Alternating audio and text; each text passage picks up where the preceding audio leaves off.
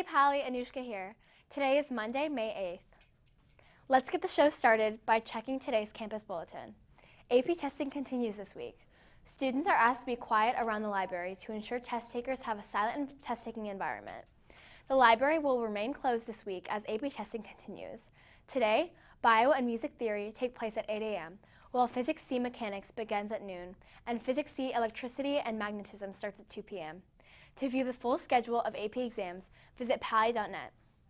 Stanford Medicine will host Med School Mornings that touches upon a variety of medical and scientific topics taught by some of the country's top experts.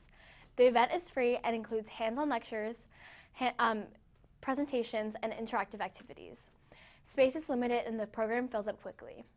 The event takes place on May 20th from 9 a.m. to 2 p.m. To register or learn more, please visit the Health Matters website at healthmatters.stanford.edu. Pally Dance and Cheer is holding a showcase in the PAC on Monday 20th at 6 p.m. The showcase will feature the team's competition routines that were performed at Nationals, as well as some of their best halftime routines from the season.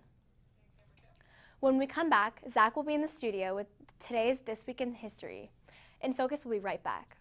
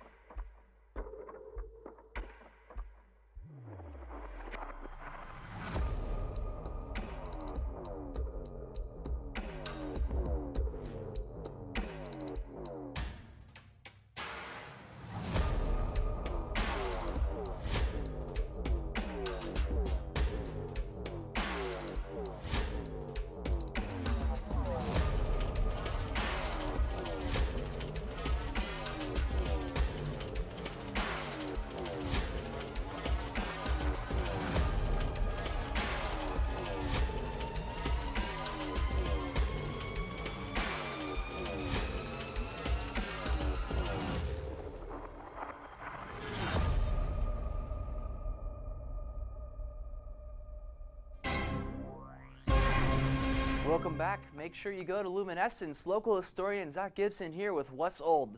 Today in 1945, Great Britain, the Soviet Union, and the United States celebrated Victory in Europe Day and the defeat of the Nazi war machine. Tomorrow in 1950, L. Ron Hubbard published his book Dianetics, the modern science of mental health, introducing a branch of self-help psychology called Dianetics, which over time morphed into the belief system known as Scientology. On Wednesday in 1869, the presidents of the Union Pacific and Central Pacific Railroads met in Promontory, Utah, to drive the ceremonial golden last spike that made transcontinental travel possible for the first time in U.S. history. I guess that means no one's going to be playing the Oregon Trail anymore. On Thursday in 1934, a dust storm swept from the Great Plains across the eastern states of the U.S., sending millions of tons of topsoil flying across the parched Great Plains region.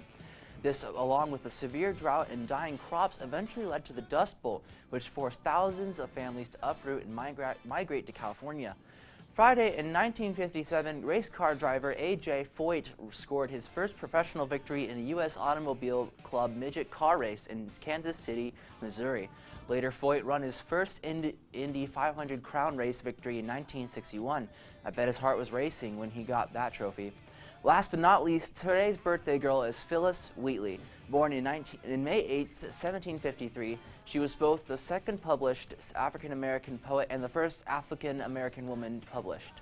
This publication of her poems on various subjects, religious and moral, in 1773 brought her fame both in England and the American colonies, leading to historical figures such as George Washington praising her work. Well, that's all from me, Vikes. Until next week, I'm History. Thanks for that, Zach. Now let's get into what some Pally athletes were doing over the weekend. Unfortunately, there are no games today, but on Friday, varsity softball took on our crosstown rivals at Gunn and won 13-1. But that wasn't the only win that Pally softball took this weekend against Gunn.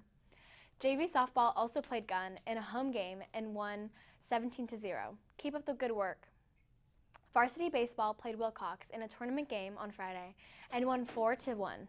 The girls' lacrosse team had a conference game against Mountain View, and the final score was 10-7. Keep up the good work, girls.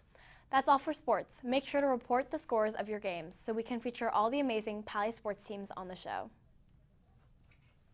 That does it for us today. Remember, you can get the latest news from Pally InFocus anytime, anywhere by checking us out at www.infocusnews.tv. Or find us at InFocus News on Instagram and Facebook, and follow us at Pally InFocus on Twitter and Snapchat. Until next time, have a great day, Pally.